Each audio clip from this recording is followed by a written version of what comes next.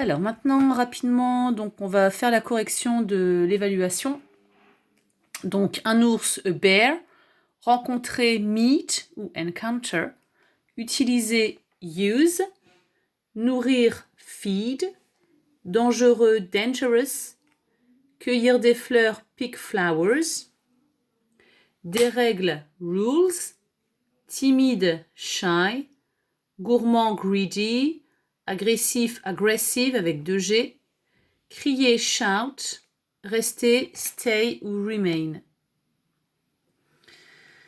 Donc stay away from, rester éloigné de, forbidden, interdit, wander off, s'éloigner, advice, des conseils, j'avais fait une erreur de frappe, j'avais oublié le D, come back, revenir, garbage, des déchets, wave your arms, agiter les bras, remove, retirer, scare off, effrayer ou faire fuir, et take, prendre.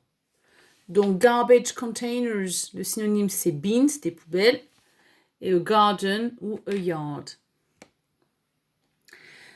Alors ensuite, il fallait imaginer que vous étiez gardien dans une réserve naturelle américaine et vous deviez écrire 4 règles que vous pourriez rappeler aux visiteurs. Donc il fallait donner 2 obligations et 2 interdictions. Donc les obligations, c'était avec must et les interdictions avec must not ou mustn't. Donc je rappelle que must et mustn't ou must not sont suivis d'une base verbale. Donc par exemple, là, il y avait plusieurs possibilités évidemment. Donc, you must respect the animals, tu dois respecter les animaux. You must stay away from the animals, tu dois rester éloigné des animaux. You must not scare off the animals, tu ne dois pas effrayer les animaux. You mustn't throw garbage on the floor, tu ne dois pas jeter de déchets sur le sol. Ensuite, il fallait donc encore imaginer que vous étiez gardien et vous deviez écrire 2 conseils que vous pouviez donner aux visiteurs pour leur dire ce qu'ils devraient faire. Donc ici, il fallait utiliser le modal should suivi de la base verbale. Donc par exemple, you should take a camera. Vous devriez prendre un appareil photo.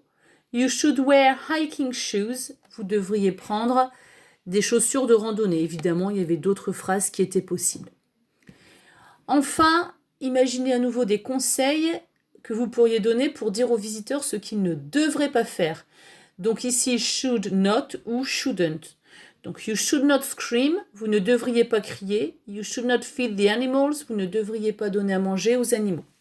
Et enfin, je vous demandais le nom d'un parc national américain dont nous avions parlé. Donc le parc, c'était Yellowstone National Park.